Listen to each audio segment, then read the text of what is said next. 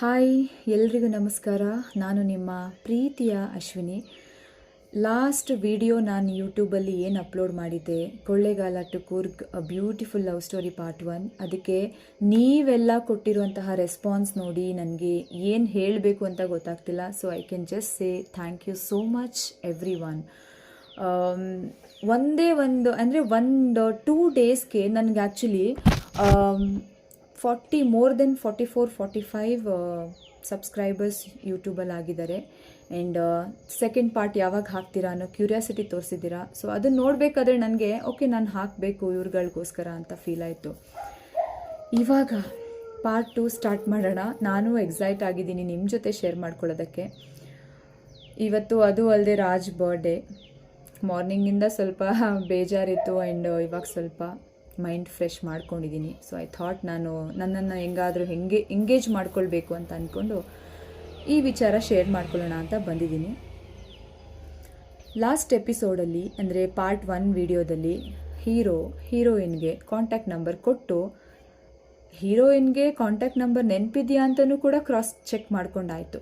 So ಇವಾಗ ನಾನು ಅವ್ರಿಗೆ ನಂಬರ್ ಹೇಳಿ ಅವ್ರಿಗೆ ಸಮಾಧಾನ ಆಯಿತು. ಓಕೆ, ಮೇಡಮ್ಗೆ ನಂಬರ್ ಗೊತ್ತಾಗಿದೆ ಅಂತ ಅಂದ್ಕೊಂಡು ನಾನೇನು ಮಾಡಿದೆ, ರೂಮ್ಗೆ ಹೋಗಿ ನನ್ನ ಫೋನ್ ನಂಬರಲ್ಲಿ ನನ್ನ ಫೋನಲ್ಲಿ ರಾಜೇಂದ್ರ ಸರ್ ಅಂತ ನಾನು ಹೋಗಿ ನಂಬರ್ ಆ್ಯಡ್ ಮಾಡಿದೆ. ಆ ನಂಬರ್ ಆ್ಯಡ್ ಮಾಡಿದ ಮೇಲೆ ನೆಕ್ಸ್ಟು ನಮ್ಮದು ನಾರ್ಮಲ್ ರೊಟೀನು. ನಾನು ಸ್ಟಡಿ ಸೆಷನ್ಗೆ ಹೋಗೋದು, ಅಂದರೆ ಪ್ರೆಪ್ಪಿಗೆ ಹೋಗೋದು, ಮಕ್ಕಳನ್ನ ಮೈಂಡ್ ಮಾಡೋದು, ಬರೋದು. ನಾನು ರಾಜೇಂದ್ರ ಸರ್ ಇಬ್ಬರು ಮೀಟ್ ಮಾಡ್ತಿದ್ದಂತಹ ಪ್ಲೇಸ್ಗಳಂದರೆ ಮುಖಾಮುಖಿ ಆಗ್ತಿದ್ದಂತಹ ಪ್ಲೇಸ್ಗಳು ಒಂದು ಡೈನಿಂಗ್ ಹಾಲಲ್ಲಿ. ಎಲ್ಲರೂ ಒಟ್ಟಿಗೆ ಕೂತ್ಕೊಂಡು ನೈಟ್ ಡಿನ್ನರ್ ಟೈಮಲ್ಲಿ ನಾವು ಲೇಡೀಸ್ ಸ್ಟಾಫ್ ಒಂದು ಟೇಬಲಲ್ಲಿ, ಕೋಚಸ್ಗಳು ಇನ್ನೊಂದು ಟೇಬಲಲ್ಲಿ ಕೂತ್ಕೊಂಡು ಊಟ ಮಾಡುವಾಗ ನನಗೂ ಅವ್ರಿಗೂ ಮುಖಾಮುಖಿ ಆಗ್ತಿತ್ತು. ಅದು ಬಿಟ್ಟರೆ ಜಿಮ್ಮಲ್ಲಿ ನಾವು ಈವ್ನಿಂಗ್ ಏನು ವರ್ಕೌಟ್ಗೆ ಹೋಗ್ತಿದ್ದೆ ಅಲ್ಲಿ ನೋಡ್ತಾ ಇದ್ವಿ. ಅದು ಬಿಟ್ಟರೆ ಮಾರ್ನಿಂಗ್ ಟೈಮ್ ಜಾಗಿಂಗ್ ಹೋಗ್ಬೇಕಾದ್ರೆ ಮಕ್ಕಳನ್ನ ಗರ್ಲ್ಸ್ನ ನಾನು ಜಾಗ್ ಮಾಡೋಕ್ಕೆ ಕರ್ಕೊಂಡು ಹೋಗ್ತಿದ್ದೆ, ಎಕ್ಸಸೈಸ್ ಮಾಡಿಸ್ತಾ ಇದ್ದೆ. ಅವರು ಬಾಯ್ಸ್ ಒಂದು ಟೀಮ್ನ ಕರ್ಕೊಂಡು ಬರ್ತಾಯಿದ್ರು. ಸೊ ಈ ಥರ ನಮಗೆ ಅಲ್ಲಲ್ಲಿ ನಾವು ಮುಖ ನೋಡ್ಕೊಳ್ಳೋದು, ಮಧ್ಯಾಹ್ನ ಅವ್ರು ಊಟಕ್ಕೆ ಹೋಗುವಾಗ ನಾನು ನೋಡೋದು. ಸೊ ಇದು ನಡೀತಾನೇ ಇತ್ತು, ಒಂದು 1 ಮಂತ್ವರೆಗೂ ಹಿಂಗೆ ಇತ್ತು. ಸೊ ಕಾಂಟ್ಯಾಕ್ಟ್ ನಂಬರ್ ಸಿಕ್ಕಿದ ಮೇಲೆ ಜಿಮ್ಗೆ ಹೋಗಬೇಕಾದ್ರೆ ನಾನು, ಸರ್ ಇವತ್ತು ಕ್ಲಾಸ್ ಇದೆಯಾ, ಮೀಟಿಂಗ್ ಏನಾರು ಇದೆಯಾ, ಬರೋದಾ ಅಂತ ಈ ರೀತಿ ನಾರ್ಮಲ್ ಕಾನ್ವರ್ಸೇಷನ್ ಮಾಡ್ಕೊಂಡು ಹೋಗ್ತಾಯಿದ್ವಿ. ಆಮೇಲೆ ನಮಗೆ ಆ್ಯಕ್ಚುಲಿ ಹಾಸ್ಟೆಲ್ ಟೀಚರ್ಸ್ಗೆ ಈವ್ನಿಂಗ್ ಟೈಮು ಸ್ಟಡಿ ಡ್ಯೂಟಿ ಇರುತ್ತೆ. ಮಕ್ಕಳನ್ನ ಮೈಂಡ್ ಮಾಡಬೇಕು. ಅದು 6:30 8:30ವರೆಗೂ ಏನೋ ಒಂದು 2 hours ಡ್ಯೂಟಿ ಇರುತ್ತೆ. ಯೂಶಲಿ ಗರ್ಲ್ಸ್ ಅಂದರೆ ಲೇಡೀಸ್ ಟೀಚರ್ಸ್ಗೆ ಫಸ್ಟ್ ಸೆಷನ್ನೇ ಹಾಕಿರ್ತಾರೆ. ಸೊ ನಾವು ಸ್ಟಡಿ ಟೈಮ್ನ ಮುಗಿಸ್ಕೊಂಡು ಮಕ್ಕಳಿಗೆಲ್ಲ ಓದಿಸಿ 8:30ಗೆ ನಾವು ಡೈನಿಂಗ್ ಹಾಲಿಗೆ ಬಂದು ಸ್ವಲ್ಪ ಹೊತ್ತು ಮಕ್ಕಳನ್ನ ಮೈಂಡ್ ಮಾಡಿ ಒಂದು 9-10ಗೆಲ್ಲ ನಾವು ಊಟಕ್ಕೆ ಕೂತ್ಕೋತೀವಿ.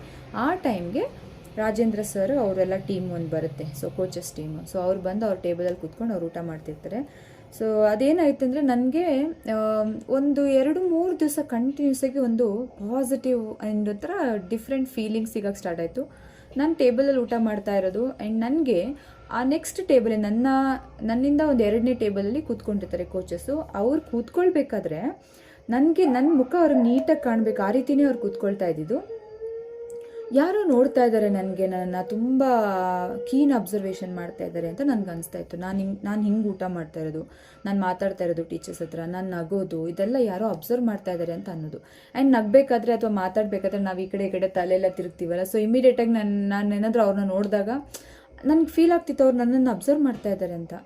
ಅದು ಬರ್ತಾ ಯಾಕೋ ಗೊತ್ತಿಲ್ಲ, ಒಂಥರ ಡಿಫ್ರೆಂಟ್ ಫೀಲಿಂಗ್ ಕೊಡೋಕ್ಕೆ ಸ್ಟಾರ್ಟ್ ಆಯಿತು. ಯಾಕೋ ಗೊತ್ತಿಲ್ಲದೆ ಖುಷಿ ಆಗೋದು ಅಂತ ಹೇಳ್ತೀವಲ್ಲ, ಆ ರೀತಿ ಒಂಥರ ಅನ್ನಿಸ್ತಿತ್ತು. ಗೊತ್ತಿಲ್ಲ ಅದನ್ನು ಹೆಂಗೆ ಎಕ್ಸ್ಪ್ರೆಸ್ ಮಾಡೋದು ಅಂತ. ಆ್ಯಂಡ್ ಅದಾದಮೇಲೆ ಇವ್ರೇನು ಮಾಡ್ತಿದ್ರು, ಬೇಗ ಊಟ ಮಾಡ್ಕೊಂಡು, ಯಾಕೆಂದ್ರೆ ನಮಗಿಂತ ಮುಂಚೆ ಕೂತ್ಕೊಳ್ತಿದ್ರಲ್ವ ಊಟಕ್ಕೆ, ಇವ್ರು ಬೇಗ ಊಟ ಮುಗಿಸಿ ನಾನು ಊಟ ಮಾಡೋಕ್ಕೆ ಕೂತಿರೋಂತಹ, ನಾನು ಡೈನಿಂಗ್ ಟೇಬಲ್ ಈ ಥರ ಹಿಂಗೆ ಸ್ಟ್ರೈಟ್ ಇದ್ದರೆ, ಸೊ ನಾನು ಆ್ಯಕ್ಚುಲಿ ಇಲ್ಲಿ ಕೂತ್ಕೊಳ್ತಿದ್ದೆ. ಓಕೆ, ಅಲ್ಲಿ 6 ಸೀಟರ್ಸ್ ಅದು. ಸೊ ಇಲ್ಲಿ ಇಬ್ಬರು ಕೂತ್ಕೊಳ್ಳೋದು, ಆ ಕಡೆ ಒಬ್ಬರು ಈ ಕಡೆ ಒಬ್ಬರು. ನಾನು ಇಲ್ಲಿ ಸ್ಟ್ರೈಟಾಗಿ ಕೂತ್ಕೊಳ್ತಿದ್ದೆ. ನನ್ನಿಂದ ಕಿಚನ್ ಹೊರಗಡೆಗೆ ಒಂದು ಮೆಶ್ ವಿಂಡೋ ಇದೆ. ನಾನು ಕೂತಿರೋ ಸ್ಟ್ರೈಟಾಗಿ ಅಲ್ಲಿ ಒಂದು ಸಣ್ಣದಾಗಿ ಹೋಲ್ ಆಗಿಬಿಟ್ಟಿದೆ. ಆ ಹೋಲಲ್ಲಿ ಹೊರಗಡೆಯಿಂದ ಯಾರಾದರೂ ನೋಡಿದ್ರೆ ಒಳಗಡೆ ಇರೋರೆಲ್ಲ ಕಾಣಿಸುತ್ತೆ, ನಮಗೆ ಕಾಣಿಸಲ್ಲ. ನನಗೆ ಸುಮ್ಮನೆ ಒಂದು 2-3 ದಿನ ಹಿಂಗೆ ಇದೇ ಥರ ನಡೆಯೋದು. ನನಗೆ ಯಾರೋ ಅಬ್ಸರ್ವ್ ಮಾಡ್ತಿದ್ದಾರೆ, ನಾನು ಯಾರೋ ನೋಡ್ತಾ ಇದ್ದಾರೆ, ನನ್ನ ನಗೋದನ್ನು ನೋಡ್ತಾ ಇದ್ದಾರೆ. ಆ್ಯಂಡ್ ಆ ಥರ ನನಗೆ ಖುಷಿ ಆಗ್ತಾಯಿತ್ತು. ಆ್ಯಂಡ್ ಆ ಖುಷಿ ಆಗೋದಕ್ಕೆ ನಾನು ಇನ್ನೊಂದು ಸ್ವಲ್ಪ ನಿಧಾನಕ್ಕೆ ಊಟ ಮಾಡೋದು ಅಥವಾ ಜೋರಾಗಿ ನಗೋದು, ಈ ರೀತಿ ಎಲ್ಲ ಅದು ಗೊತ್ತಲ್ಲ, ಆ್ಯಟಿಟ್ಯೂಡ್ ಶೋ ಮಾಡೋದು, ಈ ಥರ ಆಗ್ತಾಯಿತ್ತು. ಆ್ಯಂಡ್ ಇವ್ರು ಬೇಗ ಊಟ ಮಾಡಿ 1 ಕಪ್ ಬಿಸಿನೀರು ತೊಗೊಂಡು ಯಾವಾಗಲೂ ಕುಡಿಯೋದು ಇವ್ರದ್ದು ಅಭ್ಯಾಸ. ಸೊ ನನಗೆ ಆ ಹೋಲಲ್ಲಿ ಯಾರೋ ನನ್ನ ನೋಡ್ತಾ ಇದ್ದಾರೆ ಅಂತ ನನಗೆ ಫೀಲ್ ಆಗ್ತಾಯಿತ್ತು. ಆಮೇಲೆ ಒಂದೆರಡು ದಿನ ನನಗೆ ಗೊತ್ತಾಗಿಲ್ಲ, ಬಟ್ ಆ ವೈಬ್ಸ್ ಗೊತ್ತಾಗ್ತಿತ್ತು. ನೆಕ್ಸ್ಟ್ ಟೈಮ್ ನಾನೇನು ಮಾಡಿದೆ, ಹಿಂಗೆ ನೋಡ್ತಾ ಇದ್ದೀನಿ, ಒಬ್ರದ್ದು ಕೈ ಹಿಂಗೆ ಕಪ್ ಹಿಡ್ಕೊಂಡು ಹಿಂಗೆ ಬಿಸಿನೀರು ಕುಡಿತಾ ಇರೋ ಥರ, ಬಟ್ ನನ್ನನ್ನೇ ನೋಡ್ತಾ ಇರೋ ಥರ ನಂಗೆ ಫೀಲ್ ಆಯಿತು. ಆಮೇಲೆ ನನಗೆ ಆ ಒಂದು ದಿನ ಅವರು ವೈಟ್ ಶರ್ಟ್ ಹಾಕ್ಕೊಂಡು ಅದ್ರ ಮೇಲೆ ಅಂದರೆ ಕೈಯಲ್ಲಿ ಹಿಂಗೆ ಸಿಲ್ವರ್ ಕಪ್ ಇಟ್ಕೊಂಡು ಇದು ಮಾಡ್ತಿದ್ರು. ನನಗೆ ಆವತ್ತು ಅವ್ರದ್ದು ವೈಟ್ ಶರ್ಟು ಮತ್ತು ಆ ಫೇಸ್ ಕಟ್, ಬಿಕಾಸ್ ಅವ್ರದ್ದು ಸ್ವಲ್ಪ ಕ್ಯಾಟ್ ಐ, ಆ ಐಸ್ ಎಲ್ಲ ನೋಡಿದಾಗ ನನಗೆ ಗೊತ್ತಾಯಿತು he is only watching me from there ಅಂತ. ಅದೊಂಥರ ನನಗೆ ಹೆಂಗಾಯಿತು ಅಂದರೆ, ಬರ್ತಾ ಬರ್ತಾ ಅದು ಏನೋ ಒಂಥರ ಬೇರೆ ಥರ ಫೀಲಿಂಗ್ಸ್ನ ನನ್ನಲ್ಲಿ ಹುಟ್ಟಾಕಕ್ಕೆ ಸ್ಟಾರ್ಟ್ ಆಯಿತು. ಖುಷಿಗೂ ನಾನಂತೂ ಸಖತ್ ಎಂಜಾಯ್ ಮಾಡ್ತಾಯಿದ್ದೆ. ಯಾಕಂದರೆ ಗೊತ್ತು, ನನಗೂ ಅರ್ಥ ಆಗ್ತಿದೆ, ನಾವು ಅಷ್ಟೇನು ದಡ್ರಲ್ಲ, one person is liking me ಅಂತ ನನಗೆ ಅರ್ಥ ಆಗ್ತಿದೆ. And in the same time ನಾನು ಕೂಡ ಅವ್ರನ್ನ ಇಷ್ಟಪಡ್ತಾ ಇದ್ದೀನಿ, but I don't want to express. ಯಾಕಂದರೆ ನನ್ನ ತಲೆಯಲ್ಲಿ ಆಲ್ರೆಡಿ ಬೇರೆ ಏನೋ ಇದೆ. ನಾನು ನನ್ನ ಮಮ್ಮಿನ ತಮ್ಮನ್ನ ನೋಡ್ಕೊಳ್ಬೇಕು ಅನ್ನೋ ನನ್ನ ತಲೆಯಲ್ಲಿರುವಂತಹ ಜವಾಬ್ದಾರಿ. ಬಟ್ ಇದೆಲ್ಲೋ ಈ ರೀತಿ ನನಗೆ ಹೊಸ ವೈಬ್ಸ್ ಸಿಕ್ಕಿದಾಗ ಏನೋ ಒಂಥರ ಫೀಲ್ ಆಗ್ತಾಯಿತ್ತು. ಆಮೇಲೆ ನಾನೇನು ಮಾಡಿದೆ, ಒಂದು ದಿವಸ ಫೋನ್ ಮಾಡಿ ಸರ್ಗೆ ಊಟ ಮುಗಿಸ್ಕೊಂಡೆಲ್ಲ ಹೋದ್ಮೇಲೆ, ಸರ್ ನೀವು ಆ ವಿಂಡೋದಲ್ಲಿ ನೋಡ್ತಾ ಇದ್ರಾ, ಯಾಕಂದ್ರೆ ನನಗೆ ಹಂಗೆ ಅನ್ನಿಸ್ತಾ ಇತ್ತು ಅಂತಂದೆ. ಹ್ಞೂ ಮ್ಯಾಮ್ ನೋಡ್ತಾ ಇದ್ದೆ, ನಾನೇ ನೋಡ್ತಾ ಇರೋದು, ಡೈಲಿ ನೋಡ್ತೀನಿ ನಾನು ನಿಮ್ಮನ್ನ ಅಂತ ಹೇಳಿದ್ರು. ಅದಕ್ಕೆ ಯಾಕೆ ಸರ್ ಅಂತ ಅಂದಿದ್ದಕ್ಕೆ, ನೀವು ಮಾತಾಡಬೇಕು, ನಾನು ಆ್ಯಕ್ಚುಲಿ ಏನೇ ಡ್ರೆಸ್ ಹಾಕ್ಕೊಳ್ಳಿ ಅದಕ್ಕೆ ನಾನು ಮ್ಯಾಚಿಂಗ್ ಇಯರಿಂಗ್ಸ್ ಹಾಕೋತೀನಿ. ಅದರಲ್ಲೂ ನನಗೆ ಜುಮ್ಕಾಸ್ ಆ್ಯಂಡ್ ಹ್ಯಾಂಗಿಂಗ್ಸ್ ಅಂದರೆ ತುಂಬ ಇಷ್ಟ. ಇವಾಗ ನಾನು ಇಲ್ಲಿ ಹಾಕಿದ್ದೀನಲ್ಲ, ಇದು ನಾನು ತೋರ್ಸೋಕ್ಕೆ ಅಂತಲೇ ಹಾಕ್ಕೊಂಡಿರೋದು. ಆ್ಯಂಡ್ ಎವ್ರಿ ಟೈಮ್ ನಾನು ಎಲ್ಲೇ ಹೊರಗಡೆ ಹೋಗಲಿ, ಏನೇ ನಾನು ಸ್ಕೂಲ್ಗೆ ಹೋಗಲಿ, ಸ್ಯಾರಿ ಹಾಕ್ಕೊಳ್ಳಿ, ಡ್ರೆಸ್ ಹಾಕ್ಕೊಳ್ಳಿ, ಅದಕ್ಕೆ ಮ್ಯಾಚಿಂಗ್ ಆಗಿರೋಂಥ ಹ್ಯಾಂಗಿಂಗ್ಸ್ ಆ್ಯಂಡ್ ಜುಮ್ಕಾಸ್ ನಾನು ಹಾಕ್ತೀನಿ. ಸೊ ಅದು ಅವಾಗ್ಲಿಂದನೂ ಇದೆ ನನಗೆ. ಅವ್ರು ಹೇಳ್ತಿದ್ರು, ಮ್ಯಾಮ್ ನೀವು ಮಾತಾಡಬೇಕಾದ್ರೆ ನಿಮ್ಮ ಜುಮ್ಕಿ ಅಲ್ಲಾಡುತ್ತೆ ಗೊತ್ತಾ, ನಾನು ಆ ಜುಮ್ಕಿ ನೋಡ್ತಾ ನೋಡ್ತಾ ನೋಡ್ತಾ ನೋಡ್ತಾ ನಾನು ನಿಮ್ಮನ್ನು ನೋಡೋಕ್ಕೆ ಸ್ಟಾರ್ಟ್ ಮಾಡಿಬಿಟ್ಟೆ ಅಂತ ಹೇಳಿದ್ರು. ನನಗೆ ಅದು ಒಂಥರ ಖುಷಿ ಆಯಿತು. ಓಕೆ, ನಾನು ಹಾಕೋ ಡ್ರೆಸ್ಸು ಆ್ಯಂಡ್ ನಾನು ಏನು ಮ್ಯಾಚಿಂಗ್ ಹಾಕ್ತೀನಿ, ಅದು clips, hair clips and earrings ಮಾತ್ರ ನಾನು ಮ್ಯಾಚಿಂಗ್ ಹಾಕೋದು. ಆ್ಯಂಡ್ ಆ ಟೈಮಲ್ಲಿ ನಾನು ಬ್ಯಾಂಗಲ್ಸ್ ಕೂಡ ಹಾಕ್ತಿದ್ದೆ. ನನಗೆ ತುಂಬ ಕೈ ತುಂಬ ಬ್ಯಾಂಗಲ್ ಹಾಕೋದು ಇಷ್ಟ ಇಲ್ಲ. ಒಂದು ಸಿಂಗಲ್ಲು ಮ್ಯಾಚಿಂಗು ಯಾವುದಾದ್ರು ಸ್ಯಾರಿಗೆ ಕುರ್ತಾಗಿ ಹಾಕೋ ಥರ ಕಲರ್ ಬ್ಯಾಂಗಲ್ಸು, ಸಿಂಗಲ್ ಬ್ಯಾಂಗಲ್ಸ್ ತಗೊಂಡು ಇಟ್ಕೊಂಡು ಬಿಟ್ಟಿದ್ದೆ. ಸೊ ಹಾಗಾಗಿ ಅದನ್ನು ನಾನು ಹಾಕ್ಕೊಳ್ಳೋದು, ಒಬ್ರು ಇಷ್ಟಪಡ್ತಿದ್ದಾರೆ ನನಗೆ ಕೇಳಿ ಖುಷಿ ಆಯಿತು. ಹೌದಾ ಸರ್, ಓಕೆ ಅಂತ. ಅದು ನನಗೆ ಇನ್ನೂ ಖುಷಿ. ಬಟ್ ನಾನು ಏನು ಜಾಸ್ತಿ ಮಾತಾಡ್ತಿರ್ಲಿಲ್ಲ, ಓಕೆ ಸರ್ ಅಂತ ಅಂದ್ಕೊಂಡು ಸುಮ್ಮನೆ ಆಗ್ತಿದ್ದೆ. ಆ್ಯಂಡ್ ಹೀಗೆ ನೆಕ್ಸ್ಟ್ ಡೇ ಏನಾಗ್ತಿತ್ತು ಅಂದರೆ, ನಾವು ಫೋನಲ್ಲಿ ಬೇರೆ ಬೇರೆ ವಿಚಾರಗಳನ್ನ ಮಾತಾಡೋಕ್ಕೆ ಸ್ಟಾರ್ಟ್ ಮಾಡ್ಕೊಂಡ್ವಿ. ಅವರು ಕೆಲವೊಂದು ನನ್ನಿಂದ ಇಂಡೈರೆಕ್ಟಾಗಿ ಆನ್ಸರ್ಸ್ಗಳನ್ನ ತೊಗೊಳಕ್ಕೆ ಟ್ರೈ ಮಾಡಿದ್ರು. ಅಂದರೆ, ಮ್ಯಾಮ್ ನಿಮಗೆ ಲವ್ ಮ್ಯಾರೇಜ್ ಇಷ್ಟನಾ, ಅರೇಂಜ್ ಮ್ಯಾರೇಜ್ ಇಷ್ಟನಾ ಅಂತ ಕೇಳೋದು. ಸರ್, ನಾನು ಆಲ್ರೆಡಿ ಡಿಸೈಡ್ ಮಾಡಿಬಿಟ್ಟಿದ್ದೀನಿ, ನಾನು ಆದರೆ ಲವ್ ಕಮ್ ಅರೇಂಜ್ ಮ್ಯಾರೇಜೇ ಆಗೋದು ಅಂತ. ಯಾಕಂದ್ರೆ ನನಗೆ ಅರೇಂಜ್ ಮ್ಯಾರೇಜ್ ಮೇಲೆ ನಂಬಿಕೆ ಇರಲಿಲ್ಲ. ದ ರೀಸನ್ ಈಸ್, ನನ್ನ ಮನೆಯಲ್ಲಿ, ನನ್ನ ಫ್ಯಾಮಿಲಿಯಲ್ಲಿ ಯಾರೆಲ್ಲ ಅರೇಂಜ್ ಮ್ಯಾರೇಜ್ ಆಗಿದ್ದಾರೆ ಅವರೆಲ್ಲ ಒಂಥರ ಕ್ರಿಬ್ ಮಾಡ್ತಾಯಿದ್ರು. ಅಂದರೆ, ನನಗೆ ಯಾಕಾದರೂ ನಿಮ್ಮನ್ನ ಕಟ್ಬಿಟ್ರು, ನಾನು ಮದುವೆ ಆಗಬಾರ್ದಾಗಿತ್ತು ಅನ್ನೋದು, ಯಾವಾಗಲೂ ಜಗಳ ಮಾಡೋದು, ಆ್ಯಂಡ್ ಡ್ರಿಂಕ್ಸ್ ಮಾಡಿ ಇದು ಮಾಡೋದು, ಆ್ಯಂಡ್ ಕಾರ್ಡ್ಸ್ಗಳು ಆಡೋದು, ಗ್ಯಾಮ್ಲಿಂಗು, ಈ ಥರದೇ ಸ್ಟೋರಿ ನಮ್ಮ ಕೆಲವೊಂದು ಫ್ಯಾಮಿಲಿಯಲ್ಲಿ ನಡೀತಾ ಇದ್ದರಿಂದ ನಾನು ಆವಾಗಲೇ ಡಿಸೈಡ್ ಮಾಡ್ಕೋತಿದ್ದೆ, ನಾನು ದೇವರನ್ನ ನಾನು ಅರೇಂಜ್ ಮ್ಯಾರೇಜ್ ಆಗೋಲ್ಲ, ನಾನು ಲವ್ ಮ್ಯಾರೇಜೇ ಆಗೋದು, ಆದರೆ ಅಪ್ಪ ಅಮ್ಮನ ಒಪ್ಸೇ ಮದುವೆ ಆಗೋದು ಅನ್ನೋ ಥರ.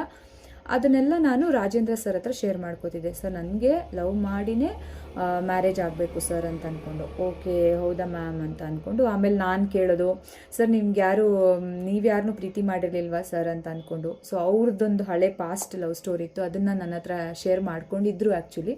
ಸೊ ಈ ಥರ ಇತ್ತು ಮ್ಯಾಮ್, ಹಿಂಗೆ ಆಗೋಯ್ತು, ಬಟ್ ಇವಾಗ ಇಲ್ಲ. ಸೊ ಹಾಗಾಗಿ ಮತ್ತು ಗೊತ್ತಲ್ಲ ನಿಮಗೆ, ನಾರ್ಮಲಾಗಿ ಕಾನ್ವರ್ಸೇಷನ್ ಹೆಂಗೆಲ್ಲ ಮಾಡ್ತೀವಿ ಅಂದ್ಬಿಟ್ಟು, ಇನ್ನೂ ಯಾಕೆ ಸರ್ ಮದುವೆ ಆಗಿಲ್ಲ ಹಾಗೆ ಹೀಗೆ ಅಂತೆಲ್ಲ ಕೇಳೋ. ಆಗಬೇಕು ಮ್ಯಾಮ್, ಈ ವರ್ಷ ಏನೇ ಆದರೂ ಆಗ್ಬಿಡ್ತೀನಿ ಅಂತ ಹೇಳಿದ್ರು. ಓಕೆ ಅಂತ ಅಂತಿದ್ದೆ. ಆ್ಯಂಡ್ ಅವರು ನಮ್ಮನ್ನ ಕೇಳೋದು, ನಿಮಗೆ ಸ್ಯಾಲ್ರಿ ಎಷ್ಟಿರೋ ಹುಡುಗ ಇಷ್ಟ, ಅವ್ರಿಗೆ ಅವ್ರ ಲೈನ್ ಕ್ಲಿಯರ್ ಆಗೋಕ್ಕೆ ಏನೆಲ್ಲ ಬೇಕೋ ಆ ಕ್ವೆಶನ್ಸ್ ಎಲ್ಲ ಕೇಳ್ತಾ ಇದ್ದಾರೆ ಅವರು. ಆ್ಯಂಡ್ ನಾನು ಹೇಳಿದೆ, ಸರ್ ನನಗೆ ಇಷ್ಟೇ ಸ್ಯಾಲ್ರಿ ಇರಬೇಕು, ಅಷ್ಟೇ ಸ್ಯಾಲ್ರಿ ಬೇಕು ಅಂತ ಆಸೆ ಇಲ್ಲ. ಒಂದು ಹುಡುಗ 5,000 ಸಂಬಳ ತಂದರೂ ಕೂಡ ನಾನು ಅದನ್ನು ಮೇಂಟೈನ್ ಮಾಡ್ಕೊಂಡು ಹೋಗ್ತೀನಿ. ಯಾಕಂದರೆ ನಾನು ವರ್ಕ್ ಮಾಡ್ತಾ ಇರ್ತೀನಿ, ನಾನೇನು ಜಾಬ್ ಬಿಟ್ಬಿಟ್ಟು ಮನೇಲಿ ಕೂರಲ್ಲ. ನನಗೆ ಆಸ್ತಿ ಪಾಸ್ತಿ ಇರೋ ಹುಡುಗನೇ ಬೇಕು ಅಂತ ಇಲ್ಲ ಸರ್, ಬಟ್ ನನಗೆ ಮಿನಿಮಮ್ ಸ್ಯಾಲ್ರಿ, ಬಟ್ ನನಗೆ ಮೇಜರಾಗಿ ಕ್ವಾಲಿಟೀಸ್ ಏನಿರಬೇಕು ಅಂದರೆ, ಡ್ರಿಂಕ್ಸ್ ಮಾಡಬಾರ್ದು, ಸ್ಮೋಕ್ ಮಾಡಬಾರ್ದು, ಮತ್ತು ರೆಸ್ಪೆಕ್ಟ್ ಕೊಡಬೇಕು ಹೆಂಡತಿ ಆದವ್ರಿಗೆ. ಅದೇ ಮೇಜರ್ ನನ್ನಲ್ಲಿ ಇದ್ದಿದ್ದು. ಬ್ಯಾಡ್ ವರ್ಡ್ಸ್ ಯೂಸ್ ಮಾಡೋದು, ಅಂಥವಳು ಇಂಥವಳು ಅಂತೇಳಿ. ಬಿಕಾಸ್ ನನ್ನ ಒಂದು ಸರೌಂಡಿಂಗಲ್ಲಿ ನಾನು ಚಿಕ್ಕ ವಯಸ್ಸಿಂದ ಏನು ನೋಡ್ಕೊಂಡು ಬಂದೆ, ಅದು ನನ್ನ ಮೇಲೆ ಇಂಪ್ಯಾಕ್ಟ್ ಆಗಿ ನಾನು ಅದನ್ನು ಎಕ್ಸ್ಪೆಕ್ಟ್ ಮಾಡ್ತಾಯಿದ್ದೀನಿ. ಬ್ಯಾಡ್ ವರ್ಡ್ಸ್ ಯೂಸ್ ಮಾಡ್ಬೋದು, ತುಂಬ ರೆಸ್ಪೆಕ್ಟ್ಫುಲ್ಲಾಗಿ ತುಂಬ ಪ್ರೀತಿಯಿಂದ ನೋಡ್ಕೋಬೇಕು. ಅಷ್ಟು ಬಿಟ್ಟರೆ ಸರ್ ನನಗೇನೂ ಇಲ್ಲ. ನಾನೇ ಅವರನ್ನು ಕಣ್ಣಲ್ಲಿ ಕಣ್ಣಿಟ್ಟು ನೋಡ್ಕೊಳ್ತೀನಿ. ಆ್ಯಂಡ್ ಹಾಗೆ ಶೇರ್ ಮಾಡ್ಕೊಳ್ಳೋದು, ನನ್ನ ಗಂಡ ಆಗ್ಬರೋನಿಗೆ ಈ ಥರ ಇರಬೇಕು ಆ ಥರ ಇರಬೇಕು ಅಂತ ದೊಡ್ಡ ದೊಡ್ಡ ಆಸೆ ಇರಲಿಲ್ಲ. ಅದನ್ನೆಲ್ಲ ಸಣ್ಣ ಪುಟ್ಟ ಏನು ವಿಷಸ್ ಇತ್ತು ಅವ್ರಿಗೆ ಹೇಳ್ಕೊಂಡೆ. ಮೇ ಬಿ ಐ ಥಿಂಕ್ ನಾನು ಹೇಳೋ ವಿಚಾರದಲ್ಲಿ ಅವ್ರಿಗೆ ಅವ್ರ ಲೈನ್ಸ್ ಕ್ಲಿಯರ್ ಆಗ್ತಾ ಬಂತು. ಸಿಂಪಲ್ ಹುಡುಗಿ ಆ್ಯಂಡ್ ಜಾಸ್ತಿ ಎಕ್ಸ್ಪೆಕ್ಟೇಷನ್ಸ್ ಇಲ್ಲ ಲೈಫ್ ಬಗ್ಗೆ. ಆ್ಯಂಡ್ ನನ್ನನ್ನು ಏನೇನೋ ಪ್ರಶ್ನೆ ಕೇಳ್ತಿರು, ಹಣದ ಬಗ್ಗೆ ನಿಮ್ಗೇನು ಒಪಿನಿಯನ್ ಇದೆ, ಹಾಗೆ ಹೀಗೆ, ಪ್ರೀತಿ ಬಗ್ಗೆ ನಿಮ್ಗೇನು ಒಪಿನಿಯನ್ ಇದೆ. ಆ್ಯಂಡ್ ನನ್ನ ಲೈಫಲ್ಲಿ ನನಗೇನೇನೇನು ಎಕ್ಸ್ಪೀರಿಯೆನ್ಸ್ ಆಗಿತ್ತು ಅದ್ರ ಬೇಸ್ ಮೇಲೆ ನಾನೊಂದು ಡೆಫಿನಿಷನ್ಗಳನ್ನ ಹಾಕ್ಕೊಂಡಿದ್ದೆ, ಪ್ರೀತಿ ಬಗ್ಗೆ, ದುಡ್ಡಿನ ಬಗ್ಗೆ, ಸಂಬಂಧಗಳ ಬಗ್ಗೆ, ಆ್ಯಂಡ್ ನಾನು ಮದುವೆ ಆಗಬೇಕಾದಂಥ ಹುಡುಗನ ಬಗ್ಗೆ ಎಲ್ಲ. ಸೊ ಇದನ್ನೆಲ್ಲ ನಾನು ಅವ್ರ ಹತ್ರ ಶೇರ್ ಮಾಡಿಕೊಂಡಾಗ ಒನ್ ಡೇ ಐ ಥಿಂಕ್ ಅವರು ನನ್ನನ್ನು ಕೇಳಿದ್ರು ಅಂತ ನಾನು ಅಂದ್ಕೊಳ್ತೀನಿ. ಅಂದರೆ ಡೈರೆಕ್ಟಾಗಿ ಕೇಳಿಲ್ಲ. ಸೊ ಇನ್ ಕೇಸ್ ನಾನು ನಿಮ್ಮನ್ನು ಏನಾದರೂ ಪ್ರೀತಿ ಮಾಡಿದ್ರೆ ಏನು ಮಾಡ್ತೀರಾ ಅಂತೇನೋ ಕೇಳಿದ್ರು. ಸೊ ನಾನು ಅವಾಗ ಆ ಥರ ಎಲ್ಲ ಏನಿಲ್ಲ ಸರ್, ನನಗೆ ಈಗ ಸದ್ಯಕ್ಕೆ ಮದುವೆ ಆಗಬೇಕು ಅಂತ ತಲೆಯಲ್ಲಿಲ್ಲ, ಬಟ್ ಇನ್ ಕೇಸ್ ಏನಾದರೂ ನೀವು ಅಪ್ರೋಚ್ ಮಾಡಿದ್ರೆ ನಾನು ಯೋಚನೆ ಮಾಡ್ತೀನಿ ಅಂತ ನಾನೇನೋ ಹೇಳಿದ್ದೆ. ಅದು ಅಷ್ಟಕ್ಕೆ ಅವರು ಕಾನ್ವರ್ಸೇಷನ್ ಅಲ್ಲಿಗೆ ಸ್ಟಾಪ್ ಆಗೋಗಿತ್ತು. ಯಾಕೆಂದರೆ ಅವರು this is not a right time ಅನ್ನೋ ಥರ ಮಾಡ್ತಿದ್ರು. ಆ್ಯಂಡ್ ಅದಾದಮೇಲೆ ಹೀಗೆ ನಮ್ಮದು ಕಾನ್ವರ್ಸೇಷನ್ ನಡೀತಾ ಇತ್ತು. ಆ್ಯಂಡ್ ಅವರು ಇವತ್ತು ನೀವು ಈ ಸ್ಯಾರಿಲಿ ಚೆನ್ನಾಗಿ ಕಾಣಿಸ್ತಿದ್ರಿ, ಇವತ್ತು ನಿಮ್ಮ ಈ ಜುಮ್ಕ ಚೆನ್ನಾಗಿತ್ತು ಅನ್ನೋದು. ಬಟ್ ರಿಯಲಿ ಹೇಳ್ತೀನಿ, ನಾನು ಹಾಕುವಂಥ ಜುಮ್ಕಾಸ್ನ ನೋಡಿ, ಇಯರಿಂಗ್ಸ್ನ ನೋಡಿ, ಆ್ಯಂಡ್ ನನ್ನ ಒಂದು ಸಿಂಪಲ್ ಲೈಫ್ನ ನೋಡಿ, ಆ್ಯಂಡ್ ನಾನು ತುಂಬ ಇನೋಸೆಂಟ್, ತುಂಬ ಕ್ವೈಟ್, ಆ್ಯಂಡ್ ಎಷ್ಟಕ್ಕೆ ಬೇಕು ಅಷ್ಟೇ ಮಾತಾಡೋದು, ಇದೆಲ್ಲವೂ ಕೂಡ ಅವ್ರಿಗೆ ಇಷ್ಟ ಆಗಿ, ಆ್ಯಂಡ್ ನನಗೆ ಆ ವೈಬ್ಸ್ ಗೊತ್ತಾಗ್ತಿತ್ತು. ಸೊ ಹೀಸ್ ಲವಿಂಗ್ ಮೀ ಅಂತ ಅಂದ್ಕೊಂಡು. ಬಟ್ ಐ ವಾಸ್ ವೇಟಿಂಗ್ ಅವ್ರ ಕಡೆಯಿಂದನೇ ಬರಲಿ, ದೆನ್ ವಿ ವಿಲ್ ಡಿಸೈಡ್ ಅನ್ನೋ ಥರ. ಯಾಕಂದರೆ ಮದುವೆ ಕಾನ್ಸೆಪ್ಟ್ ತಲೆಲಿಲ್ಲ, ಬಟ್ ಆ ಪ್ರೀತಿ ಅಂತ ಬಂದಾಗ ಆ ಒಂದು ಫೀಲ್ ನನಗಿತ್ತು, ಆ್ಯಕ್ಚುಲಿ ಅವ್ರಿಗೂ ಇತ್ತು. So it is mutual understanding ಅಂತ ನಂಗೆ ಅನಿಸುತ್ತೆ. ಬಟ್ ಇಲ್ಲೇನಾಯಿತು ಅಂದರೆ, ಒಂದು ಸಲ ದಸರಾ ವೆಕೇಷನ್ ಬಂತು. ದಸರಾ ವೆಕೇಷನಲ್ಲಿ ನನಗೆ ಮನೆಗೆ ಹೋಗೋಕ್ಕೆ ಇಷ್ಟ ಇರಲಿಲ್ಲ. ಸೊ ಯಾಕಂದರೆ ಮನೇಲಿ ನಾನು ಆಲ್ರೆಡಿ ನಿಮಗೆ ಪ್ರೀವಿಯಸ್ ವೀಡಿಯೋದಲ್ಲಿ ಹೇಳಿದ್ದೀನಿ, ನಮ್ಮ ಫಾದರ್ ಸ್ವಲ್ಪ ಡ್ರಿಂಕ್ಸ್ ಮಾಡ್ತಿದ್ರು. ಆವಾಗ ಸ್ವಲ್ಪ ಅಲ್ಲ, ಜಾಸ್ತಿನೇ ಮಾಡ್ತಿದ್ರು. ಆ್ಯಂಡ್ ಡ್ರಿಂಕ್ಸ್ ಮಾಡಿದಾಗ ಅವ್ರ ಕಂಟ್ರೋಲಲ್ಲಿ ಇರ್ತಿರ್ಲಿಲ್ಲ. ಹೆಂಡತಿ ಮಕ್ಕಳು ಅಂತ ನೋಡ್ದೇ ಬಾಯಿಗೆ ಬಂದ ಹಾಗೆ ಮಾತಾಡೋದು, ಮತ್ತೊಬ್ಬರ ಮುಂದೆ ಅವಮಾನ ಮಾಡೋವಂಥದ್ದು, ಆ್ಯಂಡ್ ಏನೋ ಹೊಡಿಯೋಕ್ಕೆ ಬರೋದು. ಏನಾದರೂ ಮಾತಾಡೋಕೆ ಹೋಯ್ತು ಅಂದರೆ, ನೀವು ಯಾಕೆ ಈ ಥರ ಮಾಡ್ತಾಯಿದ್ದೀರಾ, ಕುಡಿಬೇಡಿ. ನನಗೆ ಡ್ರಿಂಕ್ಸ್ ಅಂದರೆ ಆಗ್ತಿಲ್ಲ. ಇದೇ ರೀಸನ್ಗೆ ನನಗೆ ಡ್ರಿಂಕ್ಸ್ ಮಾಡೋರು ಅಂದರೆ ಆಗಲ್ಲ. ಬಿಕಾಸ್ ನಮ್ಮ ಫಾದರ್ ಬೇರೆ ಥರನೇ ಪೋಟ್ರೆ ಮಾಡಿಬಿಟ್ಟಿದ್ರು. ಡ್ರಿಂಕ್ಸ್ ಮಾಡೋರೆಲ್ಲ ಹೀಗೆ ಇರ್ತಾರೆ, ಬಿದ್ದು ಒದ್ದಾಡ್ತಾರೆ, ಆ್ಯಂಡ್ ಹೊಡಿಯೋಕೆ ಹೋಗ್ತಾರೆ ಸುಮ್ಮನೆ ಎಲ್ಲ ಜನರಿಗೂ ಅನ್ನೋ ಥರ. ಹಾಗಾಗಿ ನನಗೆ ಅನ್ನಿಸ್ತಿತ್ತು, ನನಗೆ ಬರೋವಂಥ ಹುಡುಗ ಮಾತ್ರ ಹೇಳ್ತೀನಿ, ಒಂದು ಚೂರು ಡ್ರಿಂಕ್ಸ್ ಮಾಡಬಾರ್ದು ಅಂತ ಅಂದ್ಕೊಂಡು, ಮತ್ತು ಬ್ಯಾಡ್ ವರ್ಡ್ಸ್ ಯೂಸ್ ಮಾಡಬಾರ್ದು ಅಂತ. ನಾನು ನಮ್ಮ ಹಾಸ್ಟೆಲ್ ವಾರ್ಡನ್ನ ಒಂದು ಸಲ ಕೇಳಿದೆ, ಮ್ಯಾಮ್ ನಾನು ಇಲ್ಲೇ ಉಳ್ಕೊಳ್ಬೋದಾ ದಸರಾ ವೆಕೇಷನ್ಗೆ, ಬಿಕಾಸ್ ಮನೇಲಿ ಯಾರೂ ಇಲ್ಲ, ಔಟ್ ಆಫ್ ಸ್ಟೇಷನ್ ಇದ್ದಾರೆ ಅಂತ. ಆವಾಗ ಅವ್ರು ಹೇಳಿದ್ರು, ಇಲ್ಲ ಅಶ್ವಿನಿ, ನಾವು ವೆಕೇಟ್ ಮಾಡೋದು ತುಂಬ ಫುಲ್ಲು, ನಾವು ಪ್ಲಂಬಿಂಗ್ ವರ್ಕ್ ಏನಾದರೂ ಇದ್ದರೆ ಅಥವಾ ಎಲೆಕ್ಟ್ರಿಷಿಯನ್ ವರ್ಕ್ ಇದ್ದರೆ, ಪೆಂಡಿಂಗ್ ವರ್ಕ್ಸ್ ಏನಾದರೂ ರೂಮ್ಗೆ ಇದ್ದರೆ ಅದೆಲ್ಲ ಮಾಡಿಬಿಡ್ತೀವಿ. ಸೊ ಹಂಗಾಗಿ ಯಾರನ್ನೂ ಇಲ್ಲಿ ಸ್ಟೇ ಮಾಡೋಕ್ಕೆ ಆಪ್ಷನ್ ಕೊಡಲ್ಲ ಅಂತ ಹೇಳಿದ್ರು. ನಾನು ಅಷ್ಟೇ ಆಪ್ಷನ್ ಇಲ್ಲದೇ ದಸರಾ ವೆಕೇಷನ್ನೇ ಬಂದುಬಿಡ್ತು. ಆ್ಯಂಡ್ ಆ ಟೈಮಲ್ಲಿ ರಾಜೇಂದ್ರ ಸರ್, ಓಕೆ ಮ್ಯಾಮ್ ನಾನು ಹೋಗ್ತೀನಿ, ಬಾಯ್ ಟೇಕ್ ಕೇರ್ ಅಂತ ಅಂದ್ಬಿಟ್ಟು ಅವ್ರ ಪಾಡಿಗೆ ಹೋದರು. ಆ್ಯಂಡ್ ಅದಾದಮೇಲೆ ನಾನು ಏನಪ್ಪ ಮಾಡೋದು ಅಂಥೇಳಿ ನಮ್ಮ ಮಮ್ಮಿಗೆ ಕಾಲ್ ಮಾಡಿದೆ. ಅಮ್ಮ, ನಾವು ಹಾಸನಲ್ಲಿದ್ದೀವಿ, ಅಂದರೆ ಅಜ್ಜಿ ತಾತಂದು ಮುತ್ತೈದೆ ಪೂಜೆ ಮಾಡೋಕ್ಕೆ ಬಂದಿದ್ದೀವಿ, ನೀನು ಬಂದ್ಬಿಡಿ ಇಲ್ಲಿಗೇನೆ ಅಂತ ಹೇಳಿದರು. ಅಂದರೆ ಮುಂಚೆನೇ ಹೇಳಿದರು, ಬಟ್ ಆವತ್ತೊಂದು ದಿನ ನನಗೆ ಮರ್ತೋಗಿತ್ತು. ಆ್ಯಂಡ್ ಸರಿ ಅಮ್ಮ ಆಯಿತು. ಬಟ್ ಅಪ್ಪ ಏನು ಮಾಡ್ತಾರೆ, ನನ್ನ ಅವಾಗ ಕಂಡ್ರೇ ಅಪ್ಪಂಗೆ ಅವಾಗ ಆಗ್ತಿರ್ಲಿಲ್ಲ. ರೀಸನ್, ಅವ್ರು ಕುಡಿಯೋದನ್ನ ನಾನು ಹೇಟ್ ಮಾಡ್ತೀನಿ ಅನ್ನೋ ಒಂದೇ ಒಂದು ರೀಸನ್ಗೆ. ಅದರ್ವೈಸ್ ಮಗಳು ಅಂದರೆ ಅವರಿಗೆ ಪಂಚಪ್ರಾಣ, ಅಷ್ಟೇ ಪ್ರೀತಿ ಕೊಡ್ತಾರೆ. ಎಲ್ಲರ ಮುಂದೆ ಹೆಮ್ಮೆಯಿಂದ ಹೇಳ್ಕೊಂಡು ಬರ್ತಾರೆ, ನನ್ನ ಮಗಳು ಅಂತ. ಸುಮ್ಮನೆ ನನಗೂ ಅವ್ರಿಗೂ ಜಟಾಪಟಿ ನಡೀತಾ ಇರುತ್ತೆ ಅಂದ್ಕೊಂಡು ನಾನು ಏನು ಮಾಡಲಮ್ಮ ಅಂತಂದೆ. ನಾನು ನೋಡ್ಕೊಳ್ತೀನಿ, ನೀನು ಬಾ ಅಂತ ನಮ್ಮಮ್ಮ ಕರೆದ್ರು. ಸರಿ ಅಂದ್ಬಿಟ್ಟು ಅಮ್ಮನ ಧೈರ್ಯದ ಮೇಲೆ ನಾನು ಹಾಸನ ಹೊಳೆನರಸೀಪುರ ತಾಲೂಕು, ಅಲ್ಲಿ ನಮ್ಮ ತಾತನ ಮನೆ ಇದೆ ಒಂದು ಹಳ್ಳೀಲಿ. ಆ್ಯಂಡ್ ನಾನು ಹೋಗ್ತಾ ಇದ್ದೀನಿ, ಏನು ಮನೆ ಹತ್ರ ಡೋರ್ ಹತ್ರ ಹೋಗಬೇಕು ನಾನು ಅಜ್ಜಿ ಮನೆಯಿಂದ, ಆ ಮೇನ್ ರೋಡಿಂದ ಮನೆಗೆ ಹೋಗ್ತಾಯಿದ್ದೀನಿ. ನಮ್ಮಪ್ಪ ಆಲ್ರೆಡಿ ಫುಲ್ಲು ಕುಡಿದು ಟೈಟಾಗಿ ನಾನು ಹಿಂಗೆ ದುರ್ಗುಟ್ಕೊಂಡು ನೋಡ್ತಾಯಿದ್ರು. ನಾನೇನು ಮಾಡಿದೆ, ಸೈಲೆಂಟಾಗಿ ಒಂದು ಸೈಡಿಂದ ಮನೆ ಒಳಗಡೆ ಹೋಗ್ಬಿಟ್ಟು ಮುಖ ಕೈ ಕಾಲು ತೊಳ್ಕೊಂಡು ಅಜ್ಜಿ ತಾತಂಗೆ ಪೂಜೆ ಮಾಡೋಣ ಅಂತ ಇನ್ನೇನು ಹೋಗ್ತಾ ಇದೆ, ಅಷ್ಟೊಳಗಡೆ ಬಂದುಬಿಟ್ರು. ಏನು ನಮ್ಮಪ್ಪ ಕುಡ್ಬಿಟ್ರೆ, ನಾನು ಆಲ್ರೆಡಿ ಹೇಳಿದ್ದೀನಿ, ಅವ್ರನ್ನ ಹಿಡಿಯೋಕ್ಕಂತೂ ಯಾರ ಕೈಲೂ ಆಗಲ್ಲ. ಎಲ್ಲಿ ಅವಳು, ಯಾಕೆ ಬಂದ್ಲು ಅವಳು, ಹಂಗೆ ಹೆಂಗೆ ನಮ್ಮಮ್ಮನ ಕರಿತಿದ್ದಾರೆ, ಜಾನಕಿ ಜಾನಕಿ ಎಲ್ಲಿ ಅವಳನ್ನ ನೀನು ಯಾಕೆ ಕರೆಸ್ತೆ, ಇದು ನನ್ನ ಅಪ್ಪನ ಮನೆ, ನನ್ನ ಅಪ್ಪನ ಮನೆಗೆ ಬರೋಕ್ಕೆ ಇವಳು ಯಾರು ಅಂತ ಕ್ವೆಶ್ಚನ್ ಮಾಡ್ತಿದ್ದೆ. ಅದು ಕೇಳೋಕ್ಕೆ ಇವಾಗ ಒಂಥರ ಕಾಮಿಡಿ ಅಂತ ಅನಿಸಿದ್ರು, ಬಟ್ ಆವತ್ತು ಒಬ್ಬ ತಂದೆಯಾಗಿ ಅವರೇ ನನಗೆ ಆ ರೀತಿ ಪ್ರಶ್ನೆ ಕೇಳಿದಾಗ ನೆಂಟರು ಮುಂದೆ, ಸಂಬಂಧಿಕರ ಮುಂದೆ ಎಲ್ಲ ಸಖತ್ತು ಹರ್ಟ್ ಆಗೋಯ್ತು. ಆ್ಯಂಡ್ ನಮ್ಮಮ್ಮ ಹೇಳ್ತಾ ಇದ್ದಾರೆ, ಇವಳು ಇಲ್ಲಿ ಬರದೆ ಇನ್ನೆಲ್ಗೆ ಹೋಗ್ತಾಳೆ. ಆ್ಯಂಡ್ ಕೆಲವು ನಮ್ಮ ಅತ್ತೆದಿರು ಮತ್ತು ಅಕ್ಕ ತಂಗಿ ಅವರೆಲ್ಲ ಹೇಳ್ತಿದ್ದಾರೆ, ಪೂಜೆ ಮಾಡಲಿ ಅವಳು, ಪೂಜೆ ಮಾಡಾದ್ಮೇಲೆ ಮಾತಾಡೋಣ ಹಾಗೆ ಹೇಗೆ ಅಂತ. ನಮ್ಮಪ್ಪ ಅಂತೂ ಕೇಳ್ತಾನೇ ಇಲ್ಲ, ಏನು ಮಾತಿದ್ರೆ ಹೊಡೆಯೋಕ್ಕೆ ಬರೋದು, ತಳ್ಳಕ್ಕೆ ಬರೋದು. ಆ್ಯಂಡ್ ಅವ್ರ ಮೇಲೆ ಪ್ರಜ್ಞೆ ಇಲ್ಲ, ಏನು ಮಾಡ್ತೀರಾ. ಬಟ್ ಒಂದು ಹೆಣ್ಣಿಗೆ ತಂದೆ ಗಂಡ ಇಬ್ಬರು ಕೂಡ ಹೀರೋಸೆ. ಫಸ್ಟ್ ಸ್ಟೇಜಲ್ಲಿ ಬರೋವಂಥದ್ದು ಅಪ್ಪ ಒಬ್ಬ ಆ ಒಂದು ಜೀವ ಏನಾದರೂ ಮನೆಗೆ ಆಧಾರವಾಗಿ ಇದ್ದುಬಿಟ್ಟಿದ್ರೆ ಎಷ್ಟೊಂದೆಲ್ಲ ಆ ಹೆಣ್ಣು ತುಂಬ ಖುಷಿ ಪಟ್ಟಿರ್ತಾಳೆ ತವ್ರ ಮನೇಲಿ ಅಂತ ನಾವು ಹೇಳ್ತೀವಿ. ಅದೆಲ್ಲೋ ನನಗೆ ಮಿಸ್ ಆಯಿತು ಅಂತ ನಾನು ಅಂದ್ಕೊಳ್ತೀನಿ. ಅವರು ಡ್ರಿಂಕ್ಸ್ ಮಾಡಿಲ್ಲದೆ ಇದ್ದಾಗ ನಮ್ಮನ್ನು ಹಾಗೆ ನೋಡ್ಕೊಂಡಿದ್ದಾರೆ, ಬಟ್ ಡ್ರಿಂಕ್ಸ್ ಮಾಡಿದಾಗ ಅದೇ ರೀತಿ ನಮ್ಮನ್ನು ಮತ್ತೊಬ್ಬರು ಮುಂದೆ ಅವಮಾನ ಪಡಿಸಿದ್ದಾರೆ ಅಂತ ನಾನು ನೆನೆಸ್ಕೊಳ್ಳೋಕ್ಕೂ ಅದು ಇಷ್ಟಪಡಲ್ಲ. ಬಟ್ ಆ ಟೈಮಲ್ಲಿ ಅವರು ಮಾತಾಡ್ತಿದ್ದಿದ್ದು ಒಂಥರ ಹೆಣ್ಮಗು ಅಂತಲೂ ನೋಡ್ದೇನೆ, ನನ್ನ ಮಗಳು ಅನ್ನೋದು ನೋಡ್ದೇನೆ ಹೊಡೆಯೋಕ್ಕೆ ಬರ್ತಾ ಇದ್ದಿದ್ದು. ಅದು ಅವ್ರಿಗೆ ವಸ್ತು ಬೇಕಾಗಿಲ್ಲ, ಅವರು ಅವ್ರ ಹಲ್ಲು ಕಚ್ಕೊಂಡು ಬರ್ತಾ ಇದ್ದಿದ್ದು. ಆ್ಯಂಡ್ ಆ ಕಿರ್ಚಾಟ ಅದೆಲ್ಲ ಕೇಳುವಾಗ ನಿಜವಾಗ್ಲೂ ಹೇಳ್ತೀನಿ, ನಾನು ಬಿಕ್ಕಳಿಸಿ ಹತ್ಬಿಡ್ತೀನಿ. ಆಮೇಲೆ ಆಯ್ತಮ್ಮ ನಾನು ಹೊರಡ್ತೀನಿ ಇಲ್ಲಿದ್ದರೆ. ಆಮೇಲೆ ಆ್ಯಕ್ಚುಲಿ ನಾನು ಹೇಳೋಕ್ಕಿಂತ ನಮ್ಮಮ್ಮನೇ ಹೇಳಿಬಿಟ್ರು ಅವತ್ತು, ನೀನು ಹೊರಟುಬಿಡು ಇಲ್ಲಿಂದ, ಅಮ್ಮತ್ತಿಲ್ಲಿರು, ನಾನು ಬರ್ತೀನಿ, ನೀನು ತಲೆ ಕೆಡಿಸ್ಕೊಳ್ಬೇಡ ಅಂತ ಹೇಳಿದ್ರು. ಸೊ ನಾನು ಕೂರ್ಗಿಗೆ ವಾಪಸ್ ಹೋಗಬೇಕಾಗಿತ್ತು. ನಾನು ಹತ್ಕೊಂಡು ಸರಿ ಕೀ ಕೊಡು ಅಂತ ಹೇಳಿಬಿಟ್ಟು ನಾನು ಬಂದುಬಿಟ್ಟೆ. ಸೊ ವಾಪಸ್ ಬರ್ತಾಯಿದ್ದೀನಿ. ಅಂದರೆ ನನ್ನ ತಾತನ ಮನೆಯಿಂದ ಬಸ್ ಸ್ಟ್ಯಾಂಡ್ವರೆಗೂ ನನ್ನ ಕಣ್ಣಲ್ಲಿ ಒಂಥರ ಈ ಕಾವೇರಿ ನದಿ ಹರ್ಕೊಂಡು ಬರ್ತಾ ಇದೆ. ನನಗೆ ಯಾರು ಜನ ನೋಡಬಾರ್ದು ಅಂತ ಫಾಸ್ಟಾಗಿ ನಡ್ಕೊಂಡು ಬರ್ತಾ ಇದ್ದೀನಿ. ಅದಾದಮೇಲೆ ನಮ್ಮಮ್ಮ ಪಾಪ ಹಿಂದ್ಗಡೆಯಿಂದ ಓಡಿ ಬಂದು ನನ್ನ ಬಸ್ ಸ್ಟ್ಯಾಂಡಲ್ಲಿ ತಪ್ಕೊಂಡ್ಬಿಟ್ರು. ಅಳ್ಬೇಡಮ್ಮ, ನಿಮ್ಮ ಅಪ್ಪನ ಬುದ್ಧಿ ನಿಂಗೆ ಗೊತ್ತಲ್ವಾ, ಯೋಚನೆ ಮಾಡಬೇಡ, ತಲೆ ಕೆಡಿಸ್ಕೋಬೇಡ, ನೀನು ಮನೆಗೆ ಹೋಗಿರು, ನಾನು ನಾಳೆನೇ ಪೂಜೆ ಮುಗಿಸ್ಕೊಂಡು ಬಂದುಬಿಡ್ತೀನಿ, ನಾನು ನಿನ್ನ ವೆಯ್ಟ್ ಮಾಡಿಸಲ್ಲ ಅಂತಂದರು.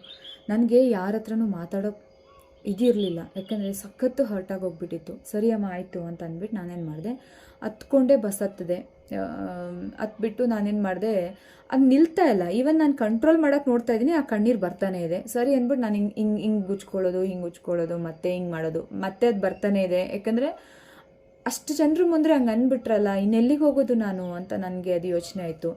ಪ್ಲಸ್ಸು ಅಲ್ಲಿ ಯಾರೂ ಇಲ್ಲ, ನನ್ನನ್ನು ಗಟ್ಟಿಯಾಗಿ ಅವ್ರ ವಿರುದ್ಧವಾಗಿ ಇರಿಸ್ಕೊಳ್ಳೋಕ್ಕೆ ಯಾರಿಗೂ ಅಷ್ಟು ಧೈರ್ಯ ಇಲ್ಲ. ಯಾಕಂದರೆ ಅಷ್ಟೊಂದು ವಿಕೋಪಕ್ಕೆ ಹೋಗ್ಬಿಡ್ತಾರೆ ನಮ್ಮ ಫಾದರು ಅಂತ. ಆ್ಯಂಡ್ ನಾನು ಹತ್ಕೊಂಡು ಬಸ್ ಸ್ಟ್ಯಾಂಡಿಗೆ ಬಂದೆ. ನಮ್ಮ ಊರಿಂದ ಮೇನ್ ಅಂದರೆ ಹೈವೇಗೆ ಒಂದು 5 to 6 ಕಿಲೋಮೀಟರ್ಸ್ ಇದೆ. ಆ ಹೈವೇಯಿಂದ ನಾನು KR ನಗರ ಹುಣಸೂರಿಗೆ ಒಂದು ಬಸ್ ಕ್ಯಾಚ್ ಮಾಡಬೇಕು. KR ನಗರ್ಗೆ ಹೋದರೆ ನಮಗೆ ವಿರಾಜಪೇಟೆಗೆ ಬಸ್ ಸಿಗುತ್ತೆ. ಸೊ ನಾನೇನು ಮಾಡಿದೆ, ಹತ್ಕೊಂಡು ಹೋಗ್ತೇನೆ. ನನಗೆ ಜನರ ಮುಂದೆ ಅಳಕ್ಕೆ ಇಷ್ಟ ಇಲ್ಲ, ಬಟ್ ಅವತ್ತು ಬರ್ತಾ ಇದೆ, ಕಂಟ್ರೋಲ್ ಮಾಡೋಕ್ಕಾಗ್ತಾಯಿಲ್ಲ. ಆಮೇಲೆ ಏನು ಮಾಡಿದೆ, ಹೈವೇಲಿ ನಿಂತ್ಕೊಂಡು ಬಸ್ಗಳು ಬರ್ತಾ ಇರಲಿಲ್ಲ, ಯಾಕೆಂದರೆ ಅಲ್ಲಿ ಟೈಮಿಂಗ್ಸ್ ಪ್ರಕಾರ. ಸೊ ಏನೋ ಒಂದು ಲಾರಿ ಬಂತು. ನಾನೇನು ಮಾಡಿದೆ ಅಂದರೆ, ಹಿಂಗೆ ಹೋಗೋ ವೆಹಿಕಲ್ಗಳಿಗೆಲ್ಲ ಹಿಂಗೆ ಅಡ್ಡ ಅಂದರೆ ಲಿಫ್ಟ್ ಕೊಡಿ ಅಂತ ಹಿಂಗೆ ಮಾಡ್ತಾಯಿದ್ದೀನಿ, ಕೈ ಹಿಂಗೆ ಅಡ್ಡ ಹಾಕ್ತಾಯಿದ್ದೀನಿ. ಆ ಟೈಮಲ್ಲಿ ಒಂದು ಲಾರಿ ಬಂತು. ಸೊ ಆ ಲಾರಿ ಏನು ಮಾಡಿದೆ, ಹಿಂಗೆ ಅಡ್ಡ ಹಾಕ್ತೆ, ಅವರು ಸಡನ್ನಾಗಿ ನಿಲ್ಲಿಸಿದ್ರು. ನನಗೆ ಕಾಯೋಷ್ಟು ಪೇಷನ್ಸ್ ಇಲ್ಲ ಅವತ್ತು. ನಿಜ ಹೇಳಬೇಕಂದ್ರೆ ಏನು ಬೇಕಾದರೂ ಆಗ್ಬೋದಿತ್ತು ಅವತ್ತು. ಥ್ಯಾಂಕ್ ಗಾಡ್ ಏನೂ ಆಗಿಲ್ಲ. ಆ್ಯಂಡ್ ಲಾರಿ ನಿಲ್ಲಿಸಿದ ತಕ್ಷಣ ನಾನೇನು ಮಾಡಿದೆ, ಅವರು ಡೋರ್ ಓಪನ್ ಮಾಡಿದ್ರು, ನಾನು ಒಳಗಡೆ ಹತ್ತಿ ಕೂತ್ಕೊಂಡು ಅಳ್ತಾ ಮುಂದಕ್ಕೆ ಹೋಗ್ತಾ ಇದ್ದೀನಿ. ಅವ್ರು ನನ್ನ ಕೇಳಿದ್ರು, ಎಲ್ಲಿಗಮ್ಮ ಹೋಗಬೇಕು ಅಂತ. KR ನಗರ ಬಸ್ ಸ್ಟ್ಯಾಂಡಿಗೆ ಬಿಟ್ಕೊಟ್ಬಿಡಿ ಅಣ್ಣ ಅಂತ ಅಂದೆ. ಸರಿ ಆಯಿತು ಅಂತ ಗಾಡಿ ಸ್ಟಾರ್ಟ್ ಮಾಡಿದ್ರು. ನನಗೆ ಅದು ತಡ್ಕೊಳಕ್ಕಾಗ್ತಿಲ್ವಲ್ಲ, ಯಾರ ಹತ್ರ ಆದರೂ ಹೇಳ್ಕೊಳ್ಬೇಕು ಅಂತ ಅಂದ್ಕೊಂಡು ಲಾಸ್ಟ್ ಯಾಕಂದರೆ ಹ್ಯಾಪಿ ವೆಕೇಷನ್ ಅಂತ ಹೇಳಿ ನಾನು ಬಂದಿದ್ದೆ ರಾಜೇಂದ್ರ ಸರ್ ಹತ್ರ ಮಾತಾಡಿ. ಸೊ ನಾನೇನು ಮಾಡಿದೆ, ಫೋನ್ ತೊಗೊಂಡೆ, ರಾಜೇಂದ್ರ ಸರ್ಗೆ ಹಲೋ ಸರ್ ಅಂತ ಅಂತಿದ್ದೀನಿ. ದುಃಖ ತಡ್ಕೊಳಕ್ಕಾಗದೆ ಅಳುನೇ ಬಂದುಬಿಡ್ತು. ಅವರು ಯಾಕೆ ಮೇಡಮ್ ಅಳ್ತಿದ್ದೀರಾ ಅಂತ ಕೇಳ್ತಾ ಇದ್ದಾರೆ. ಸರ್ ಇಲ್ಲ ಸರ್, ಈ ಥರ ಆಯಿತು ಊರಲ್ಲಿ. ನಮ್ಮ ತಂದೆನೇ ಆ ರೀತಿ ನನಗೆ ಹೊಡೆಯೋಕ್ಕೆ ಬಂದಾಗ, ಆ್ಯಂಡ್ ನನಗೆ ಕೆಟ್ಟ ಮಾತಲ್ಲಿ ಬೈದಾಗ ನನಗೆ ತಡ್ಕೊಳಕ್ಕಾಗಲಿಲ್ಲ. ಆ್ಯಂಡ್ ಹೊಡೆದ್ರೂ ಕೂಡ. ಪ್ಲಸ್ ನಮ್ಮಮ್ಮ ನೀನು ಹೊರಟುಬಿಡು ಇಲ್ಲಿಂದ ಅಂತಂದರು. ಆ್ಯಂಡ್ ನಾನು ಅಲ್ಲೇ ಇದ್ದರೆ ಇನ್ನೂ ಅವ್ರ ಕೋಪ ಜಾಸ್ತಿ ಆಗುತ್ತೆ, ಏನು ಮಾಡೋಕ್ಕೂ ಹೇರಿಸಲ್ಲ ಅಂತ ಅಂದ್ಕೊಂಡು ನಾನು ಬಂದುಬಿಟ್ಟೆ. ಬಟ್ ಇವಾಗ ನಾನು ಒಂದು ಲಾರಿ ಹತ್ಕೊಂಡು ಕೂತ್ಕೊಂಡಿದ್ದೀನಿ. ನನಗೆ KR ನಗರ ಬಸ್ ಸ್ಟ್ಯಾಂಡ್ಗೆ ಹೋಗ್ತಾ ಇದ್ದೀನಿ.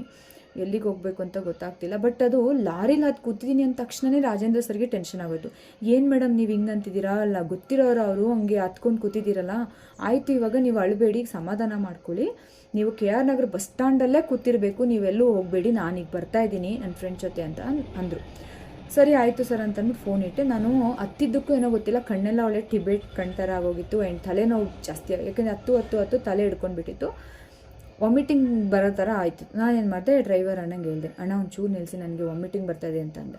ಅವರು ಸಡನ್ನಾಗಿ ನಿಲ್ಲಿಸಿದ್ರು, ಕೆಳಗಡೆ ಇಳಿದು ವಾಮಿಟ್ ಮಾಡಿ ಅದಾದಮೇಲೆ ಪಾಪ ಅವರೇ ಇಳಿದು ನೀರು ತಂದುಕೊಟ್ರು. ನೀರು ಕುಡ್ಕೊಂಡು ನಾನು ಲಾರಿ ಒಳಗಡೆ ಮತ್ತೆ ಹತ್ತು ಕೂತ್ಕೊಂಡೆ. ಬೇಜಾರಾಗಿ ನಾನು ಒಂಥರ ಯಾಕೆ ಬೇಕು ಈ ಜೀವನ ಅನ್ನೋ ಥರ ನಾನು ತಲೆ ಹಿಂಗೆ ಇಟ್ಕೊಂಡು ಕಣ್ಣು ಮುಚ್ಕೊಂಡು ವೆಯ್ಟ್ ಮಾಡ್ತಿದ್ದೆ. ಪಾಪ ನಿಜ ಹೇಳ್ತೀನಿ, hats off to that lorry driver. ಎಷ್ಟೋ ಹೆಣ್ಮಕ್ಳು ಇದೇ ರೀತಿ ಜೀವನನ ಫೇಸ್ ಮಾಡಿರ್ತಾರೆ. ಬಟ್ ಆ ಟೈಮಲ್ಲಿ ಅವರ ಒಳ್ಳೆತನ ನನ್ನನ್ನು ಇಲ್ಲಿವರೆಗೂ ಕರ್ಕೊಂಡು ಬಂದಿದೆ ಅಂತ ನಾನು ಹೇಳೋಕ್ಕೆ ಇಷ್ಟಪಡ್ತೀನಿ. ಬಸ್ ಸ್ಟ್ಯಾಂಡ್ ಬಂದಾಗ ಮೇಡಮ್ ಬಸ್ ಸ್ಟ್ಯಾಂಡ್ ಬಂತು, ನೀವು ಇಳ್ಕೊಳ್ಳಿ ಅಂತ ಹೇಳಿದ್ರು. ಥ್ಯಾಂಕ್ ಯು ಸೋ ಮಚ್ ಅಂತ ಅಂದ್ಬಿಟ್ಟು ನಾನು ಬಂದೆ. ಹೋಗಿ ಬಸ್ ಸ್ಟ್ಯಾಂಡಲ್ಲಿ ಕೂತ್ಕೊಂಡೆ. ಸೊ ಇಲ್ಲಿ ಬರ್ತೀನಿ ಅಂತ ಹೇಳಿದ ರಾಜೇಂದ್ರ ಸರು ಬಸ್ ಸ್ಟ್ಯಾಂಡಿಗೆ ಬಂದ್ರ.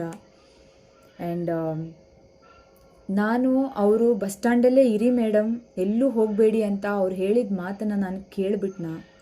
ಮುಂದೆ ಏನಾಯಿತು ಅದು ಇನ್ನೊಂದು ಟ್ವಿಸ್ಟ್. ಅದನ್ನು ನಾನು ನೆಕ್ಸ್ಟ್ ಎಪಿಸೋಡಲ್ಲಿ ಹೇಳ್ತೀನಿ, ಯಾಕಂದರೆ ಆಲ್ರೆಡಿ 20 ಮಿನಿಟ್ಸ್ ಸ್ಟೋರಿ ಹೇಳ್ಬಿಟ್ಟಿದ್ದೀನಿ. ಇನ್ನು ಜಾಸ್ತಿ ಆದರೆ ಕಷ್ಟ ಆಗುತ್ತೆ.